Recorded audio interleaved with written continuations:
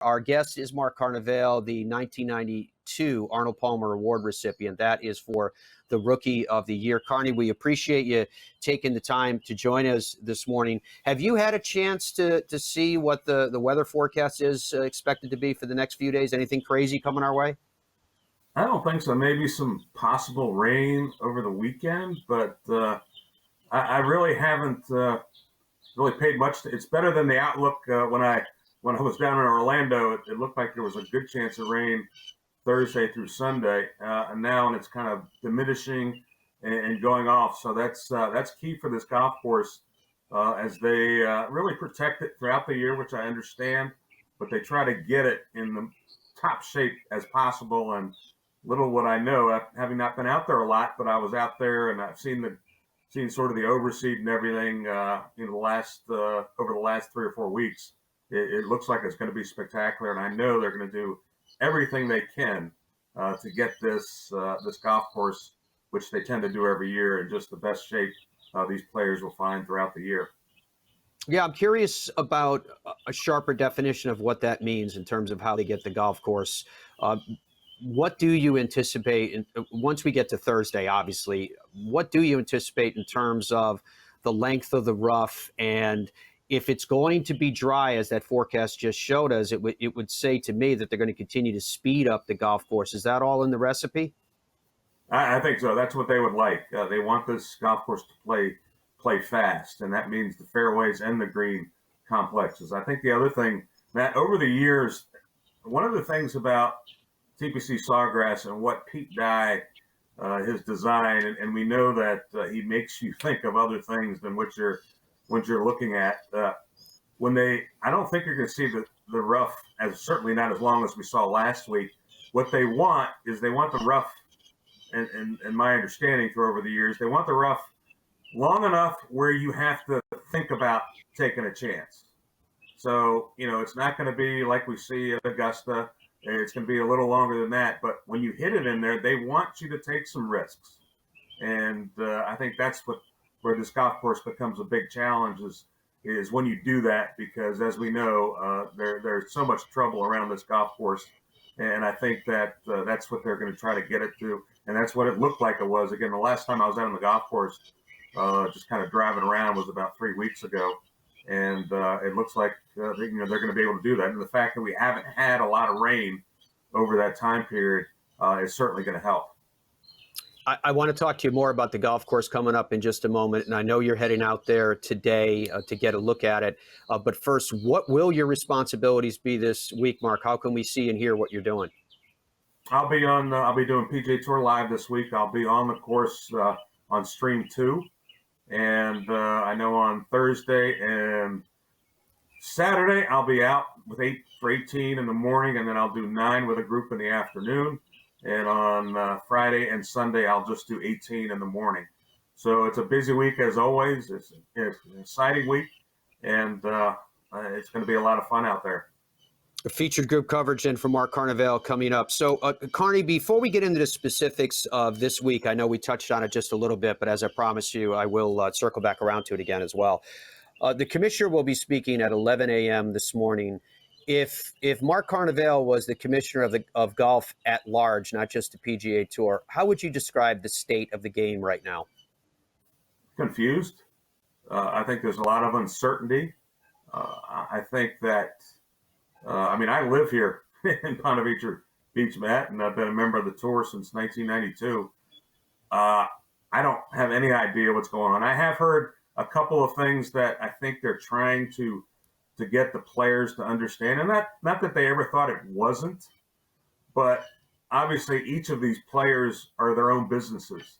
But I think one of the things they're trying to get the players to buy into and understand is that the PGA Tour in general is a business. And obviously, for years and years and years, it's been a 501c3. I may be wrong about the actual clarification, but it's been a charitable organization. And I think one of the things that, with everything that they're doing, and again, I don't have any, words verbatim from anybody, but I know that what I've heard them talk about, and I've heard different people talk about, is that they're trying to get the players to understand that this truly is a business and it needs to be profitable.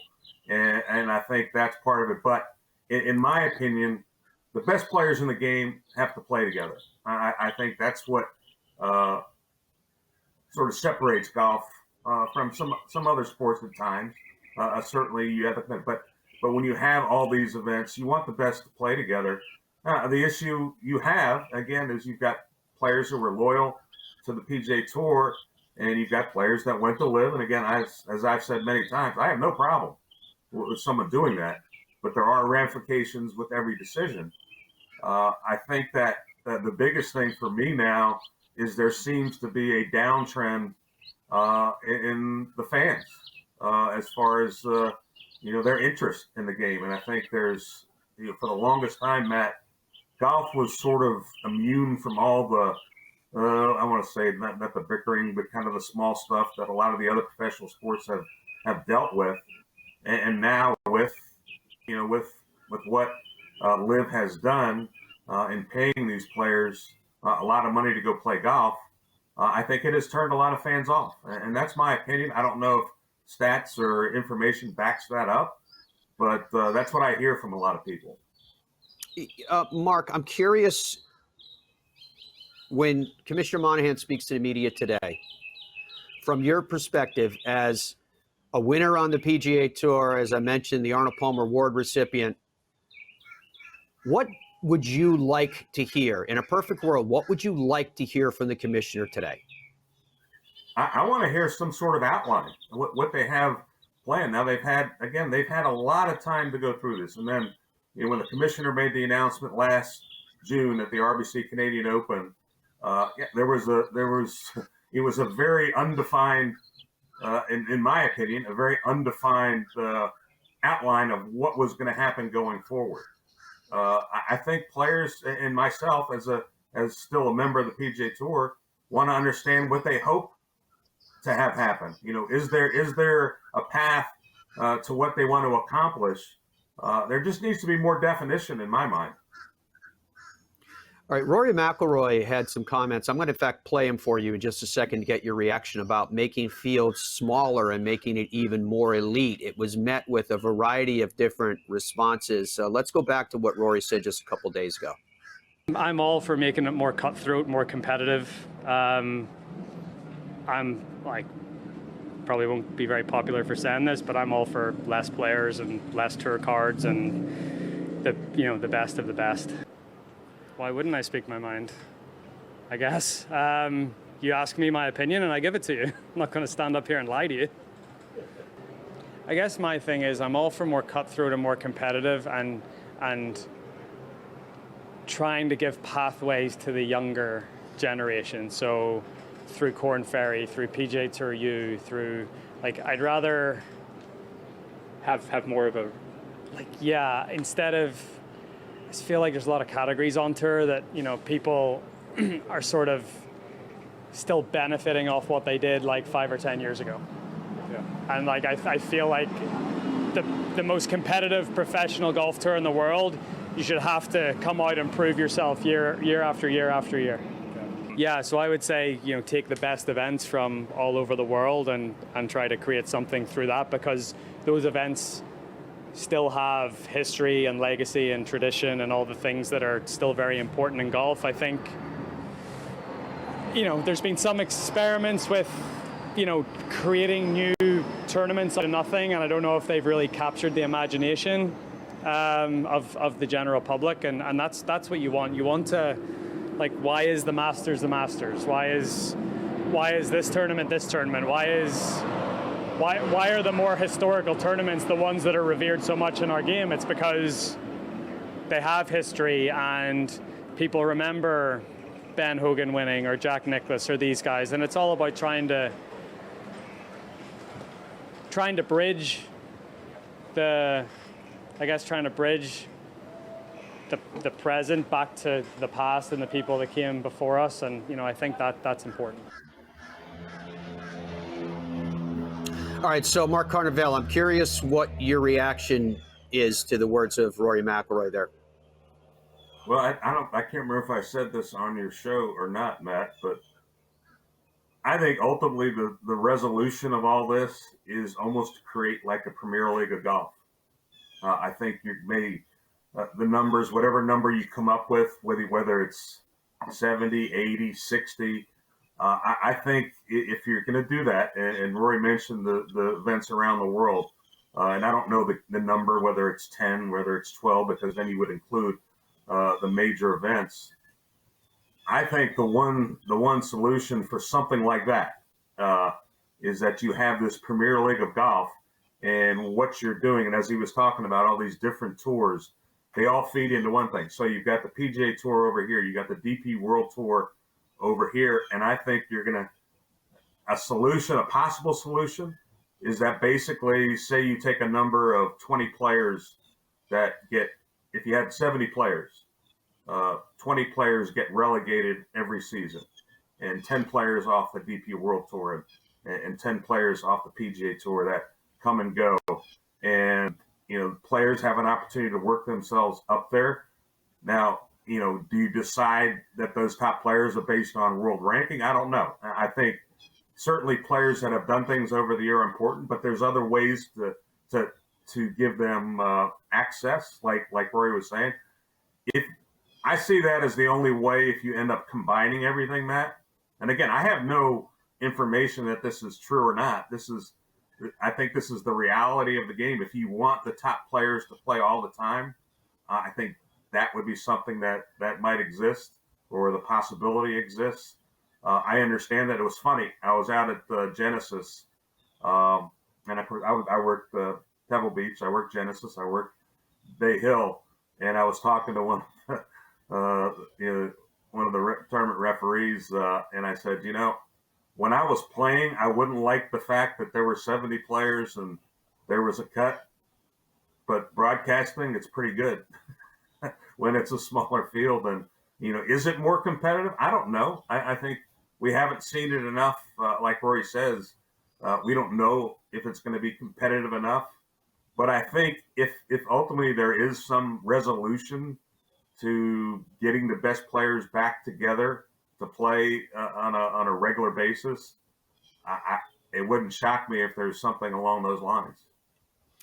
Yeah, I mean, for me, Carney, the thing that I'm not as comfortable with is that there seems to be a general train of thought right now in the game that the top players, the stars of the game, were almost born into the position, and to a certain extent that the FedEx Cup points and these signature events are structured in such a way that the rich get richer. I think your comments about the pathways for other players are well founded, because part of the thing that I find enjoyable in the game of golf is watching the ascent of young players. Now, we've seen that with Dunlap, we've seen that with Jake Knapp, but those are outliners. Those are the rare ones that we get a chance to see, and I hope that there are opportunities where we can see players evolve. I hope that there are opportunities where we can see larger fields. I hope there are opportunities where there's more equity in terms of the point distribution, because I think it's hard to win on the PGA Tour, regardless of where they're at. And to that point, even when we're talking about this massive sum of money that came in from the group called this Strategic Sports Group, they're talking about a huge sum of whether it's that amount of money or the potential second $1.5 billion going towards a very, very small group of stars. I understand why they're doing it, because they want to make it attractive to them in the marketplace when they can make other choices, as you duly noted. But I'm wondering, let's go back to where you were. You mentioned it when you were playing actively. When you were out there as a guy that was grinding it out, to see how much is being invested in just the top guys, at some point, don't you look at it and say, well, what happens if I don't have the opportunities? How am I going to be able to evolve to the point where I can compete at the same level as those guys? It seems to me, with all due respect, that there's a level of imbalance. I absolutely agree with you, Matt. When I played this game, it was never for the money. I mean, I loved it, and obviously I made a living off it, and now I make a living off of that based on what I had done and the ability and certainly the confidence that people have in having me work as a broadcaster. The thing that scares me is that it's becoming more of a greed thing, I think. And that's, as I mentioned that before, I think that's what's turning maybe some golf fans off. It's going to be a challenge as to how they do this. As I said, it's I mean, even myself, I mean, I'm sitting there and the announcement made, and okay, we're going to try to take care of the guys that are out here and then the future guys, but think about the people that have helped make the tour, mold the tour to what it is. That's important. I think we can't get away from what golf represents as far as a facilitator for charities and the raising of money for charities, because I think that's what separated golf for such a long time. Over the years, all these tournaments generated money for their communities, which is something that, having been a tournament director, I understand a lot more than a lot of players understand. And to me, that was an important part of it. And I think when it comes entirely about money, it loses something. It loses some of its character. I think it loses some of its passion. And again, I have no problem. I mean, the best players in the world are just phenomenal, and they do so many things. And each of these players do so many things to benefit people. But what I don't want to just see that it becomes beneficial to them, because that's and maybe that's not the right word. I mean, as a whole, I want it to be extremely beneficial. But when it becomes so selfish, you start to look like all the other sports, and that's what I don't want. I mean, there's always a changing environment. There's always a changing, sort of definition and focus of what, who are we trying to attract? And obviously, life has evolved, the world has evolved in a lot of different areas, but that's what the purity of the game of golf. I don't want to see that go, and I just have a fear that with what I would consider some greed. I mean, how much is enough? At what point, how much is enough?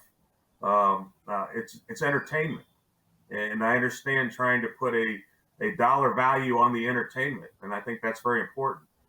But I just don't want the game of golf to lose what I truly think it represents. Carney, when we look at a sampling of people who have won this year on the PGA Tour, it goes to what I was saying in terms of ascension and the fun that I have in watching it happen. But the variety from, Nick Dunlap to Jake Knapp, Matthew Pavone, Nick Taylor, Austin Eckroat, young players or first-time winners, however you want to define it. Some people that have come back after having not won in a long time, like Grayson Murray. Yeah, maybe it's a reflection of diluted fields on the PGA Tour that these other players can break through. But again, we didn't define that. That's the currents of where the game is right now. The players are going out and teeing it up and playing the best they can against the field that they're facing.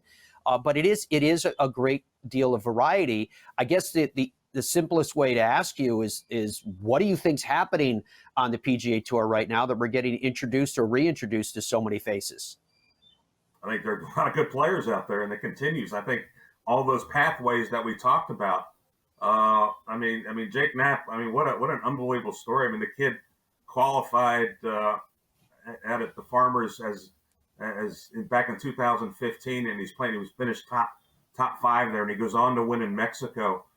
I think it provides hope that for people that love this game and are passionate about golf, that yes, even though maybe you're not a McIlroy or a Scheffler, there are opportunities. And I think that's the beauty of the game, and that's the beauty of the PGA Tour, because you don't get that over at LIV. I mean, you get these stories. I mean, I had a chance, obviously, to follow Sandy Valimaki in Mexico, who I had never really heard of. And what a great story that is. And Nikolai Højgaard. And it just, golf provides so many avenues. You mentioned Nick Dunlap and the stories. Look, there were a lot of the top players in the world in those fields that those guys won. So, I mean, how do you separate it and say, well, they haven't earned the right to play in those bigger events? I think that's the problem. But that's, to me, that's always been the beauty of the PGA Tour and what the tour has done through Korn Ferry and the PGA Tour Americas and everything. And I think, and as I've mentioned to you, I think the PGA Tour University is an unbelievable avenue for players to get to the tour. I mean, Ludwig Oberg, who Again, we've seen what he can do, and they're going to continue to come from there. And I think that's so important. And it's, back when they had qualifying, the full qualifying, Matty, you always, I guess you could probably call me one of those, sort of Cinderella stories, because, I didn't play a lot of amateur golf growing up, played collegiately, and it took me a long time to get to the PGA Tour. Those stories create interest in the game. And yes, fans love the top players, but they also like those stories. And we're seeing a lot of them this year, and I think it's absolutely wonderful. Carney, is it too soon to ask you who you might be assigned to? Do you have any sense of what groups you'll be following yet? Well, I know for sure in the afternoon on Thursday, I'll be out with Scotty Scheffler, Fowler, and Justin Thomas. Is that? I can't remember. Yeah. I know that the main feed will be on Victor Hovland, Rory McIlroy, and Jordan Spieth in the morning. And I think I'm either going to be with the Sam Burns Schauffele group and Fleetwood, or the Ludwig Oberg and Cantlay and Adam Scott. It's one of those two groups I think I'll be with in the morning, but I know in the afternoon I'll be out with Scotty, Ricky Fowler, and Justin Thomas. That sounds very, very cool. It sounds like a lot of fun. And for those of you that are answering the question of the day, I can give you this assessment that for the vast majority of you, you feel as though it's going to come down to the following. First position, Scotty Scheffler. Second is Victor Hovland. And third is Max Homa. So, Carney, I want to pick your brain from a philosophy standpoint about this golf course. It's taking me years to come to terms with it. I struggle a lot with many Pete Dye designs. And my curiosity about this golf course is that, what is the philosophy? Can you describe a philosophy for it? And I'm not sure how to ask this fairly, but is the golf course actually fair to play? Is it more of a mental chess game than it is the physical act of putting the ball where you have to? Well, first I need to clarify. I have very much a love-hate relationship with TPC Sawgrass Stadium course. It is more of a chess game, without question. I can't say that I'm a big fan of Pete Dye golf courses, and I'm not a big fan of this golf course in the sense of I don't really like to play it.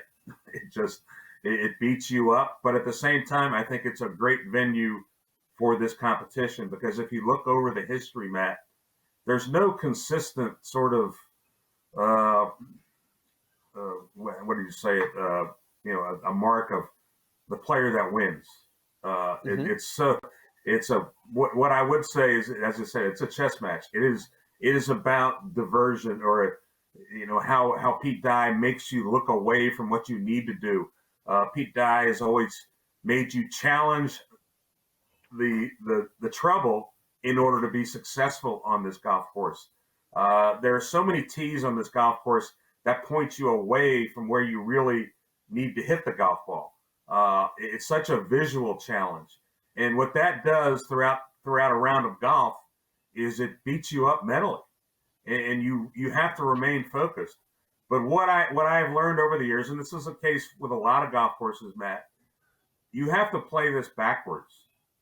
You have to start at the green complexes, and these players and caddies have an idea where the hole locations will be for all four rounds. I mean, they're pretty similar over the years. And then you play back from that. You play, so if the hole location, say, for example, and I'm trying to just, pick a good hole,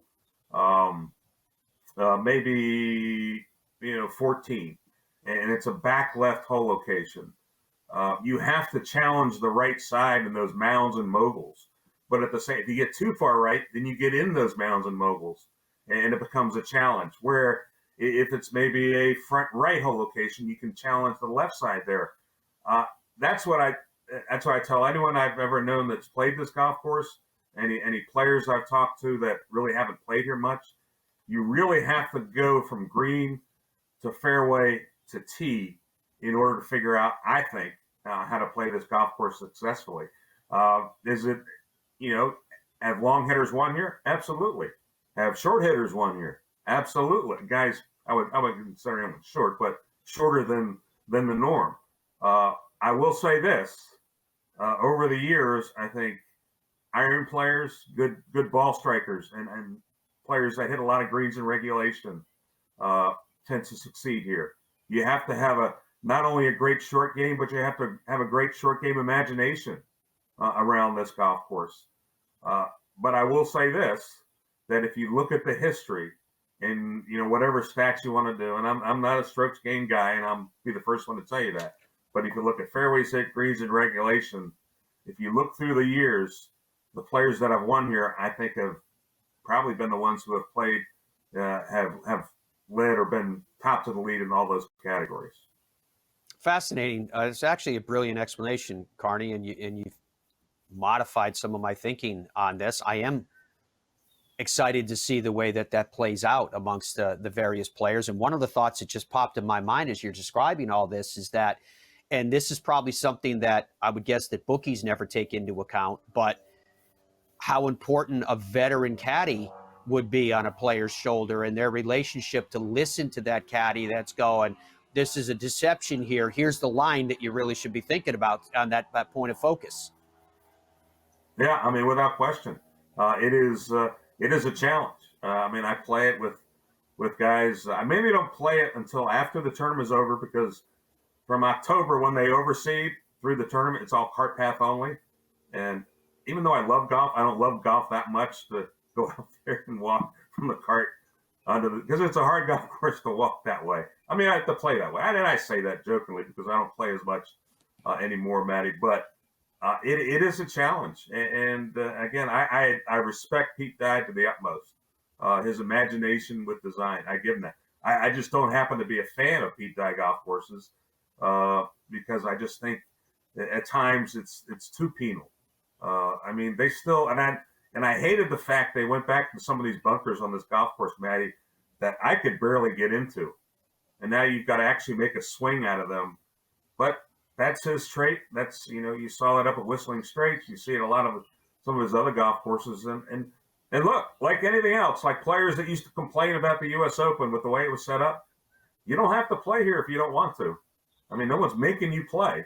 But, of course, if you're a tour player and you remember the PGA Tour and you want to be successful in this game, you're going to play. And you just have to deal with it. And you need to find a way that you're able to play your best.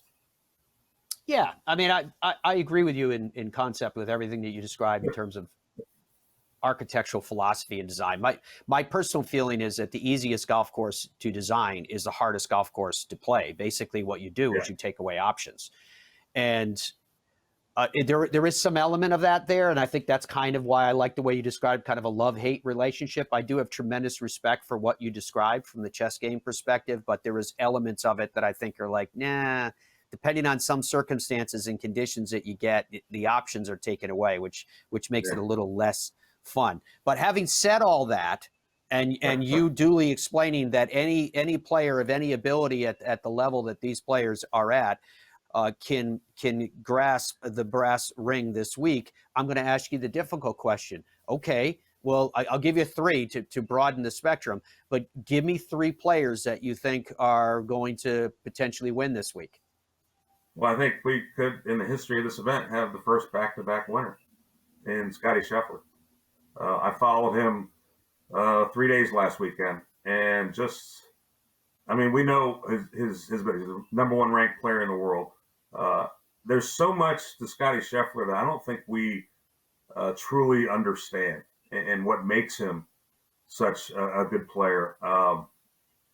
It's hard to and it's I've gotten to know his family and everything, and I understand a lot more about him. I think he's maybe one of the most grounded people that has played this game.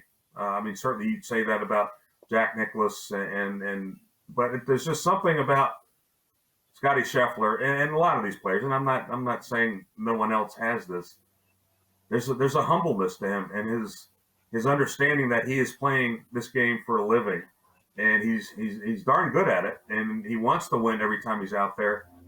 But also the understanding that when he's off the golf course, it's about his family, and I asked him after he won last week, Maddie, and he and his wife Meredith are going to have their first child in a little over a month at the end of Wow. April. And uh, I asked him. I said, you won out here. You've done all this, but you're going to be a father. And he just, he kind of smiled and it just. And I'm not saying I'm not trying to single him out from anyone else, but I don't know if it's through my family, and I've seen how families interact and how his. There's something very special about this guy, and obviously, he's an unbelievably talented golfer, and that's what's, when you hear all this chatter about his putting and all this, and I just kind of blow that off. But certainly, I think he's obviously the favorite, but I think he's capable of becoming the first back-to-back winner here in this history. Not multiple winner. We've had numerous multiple winners, but the first back winner. I like what Dom said earlier. I do like Jordan Spieth. I followed him last week for a couple of rounds. It's that the game is tightening up a little bit. I think his imagination is what can help him on this golf course. And I think Xander Schauffele, who outside of his first event here, when the first time he played here, hasn't had a lot of success. But his ball striking is so important, and that's something that I think could eventually carry him to a victory here. Awesome stuff, Carney. I tell you, we cannot wait to see and hear your work, which will start from Thursday morning, PGA Tour Live, which you can find on ESPN Plus. Thank you so much for your time. I'm looking forward to you joining me after the Players when we're back on Golf Channel again to recount everything that you saw and heard from the week that was. But for the week that lies in store, we're, like I mentioned, very much looking forward to what you do because you are excellent at it. Thank you for your time. Maddie, anytime, my friend. See you next week.